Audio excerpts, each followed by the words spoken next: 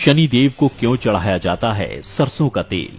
दोस्तों, आप तो जानते ही होंगे कि सूर्य पुत्र शनिदेव का क्रोध व्यक्ति को राजा से रंक बना सकता है और इसी क्रोध से बचने एवं जीवन में सुख समृद्धि को बनाए रखने के लिए ज्यादातर लोग प्रत्येक शनिवार के दिन शनिदेव को सरसों का तेल चढ़ाते हैं। लेकिन क्या आप जानते हैं कि शनिदेव को सरसों का तेल कब से और क्यों चढ़ाया जाने लगा? दरअसल इसके पीछे एक पौराणिक कथा छिपी है, जिसके अनुसार कहा जाता है कि एक बार लंकापति रावण ने अपने महल में सभी ग्रहों को बंदी बनाया था।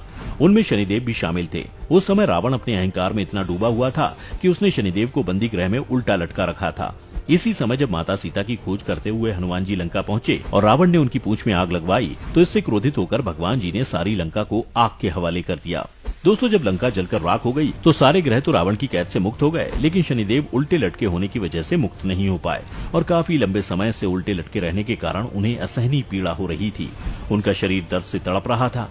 शनिदेव की ऐसी दयनीय हालत देखकर हनुमान जी को उन पर दया आ गई और तभी उन्होंने शनिदेव के पूरे शरीर पर सरसों के तेल की मालिश कर दी, जिसके बाद शनिदेव को दर्द से राहत मिल गई। इसी क्षण हनुमान जी पर अत्यधिक प्रसन्न होकर शनिदेव ने कहा था कि जो भी भक्त शनिदेव की पूजा करते समय उन्हें सरसों का तेल चढ़ाएगा तो उसके जीवन की सारी समस्याएं दूर हो जाएंगी। दोस्तों, मान्यताओं के अनुसार तभी से शनिदेव को सरसों तेल चढ़ाने की शुरुआत मानी गई है। इसके अलावा सनातन धर्म में दूसरी पौराणिक कथा भी विख्यात है, जिसमें बताया गया है कि शनिदेव को तेल क्यों और कब से चढ़ाया जाने लगा।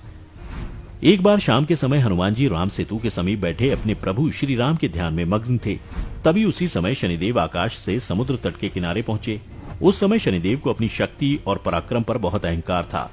वो सोचते थे कि उनसे अधिक शक्तिशाली संपूर्ण धरती पर कोई नहीं है। फिर शनिदेव की नजर जैसे ही राम भक्त हनुमान पर पड़ी, वो उनके समीप पहुंचे और कठोर आवाज में बोले, "ए बंदर, क्या तुम जानते हो मैं कौन हूँ? मैं महाशक्तिशाली सूर्यपुत्र शनि हूँ।"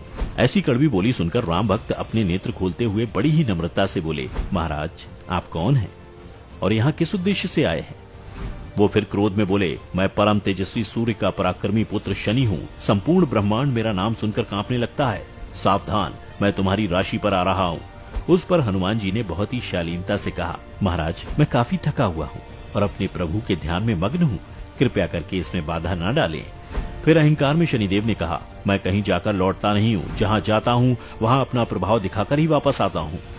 यहाँ हनुमान जी के बार बार आग्रह करने पर भी शनिदेव ने उनकी एक न सुनी और अहंकार में बोले, "जो भी इस पृथ्वी पर रहता है उस पर मेरी 7.5 की दशा अवश्य प्रभावित होती है और अब यह आप पर भी प्रभावित होने वाली है। अब मैं आपके शरीर पर आ रहा हूँ, इसे कोई टाल नहीं सकता।" उन्होंने फिर वैसे ही जवाब दिया, "ठीक है, आपको आना है तो आइए, लेकिन यह तो बताइए आप रहेंगे कहाँ?" वे उत्तर देते हुए गर्व से बोले, "मैं अपने 7.5 में शुरुआत के 2.5 वर्ष मनुष्य के सिर पर बैठकर उसकी बुद्धि को विचलित करता हूँ। अगले 2.5 वर्ष मनुष्य के उदर में बैठकर उसके शरीर को अस्वस्थ बनाता हूँ और अंतिम 2.5 वर्षों में मनुष्य के पैरों में रहकर उसके पथ से भटकाता हूँ।" यह कहने के बाद अहंकारी देवता हनुमान जी के सिर पर जा बैठे, जिसके बाद उन्हें मस्तक में खुजली होने लगी और हनुमान जी ने अपनी गदा उठाकर जय श्री राम का नारा लगाते हुए तेजी से उस स्थान पर मारा। जैसे ही गदा शनिदेव को लगी, वैसे ही वो बोले, "ये तुम क्या कर रहे हो?" हनुमान जी बड़ी चतुराई से बोले, "मेरे मस्तक में खुजा।"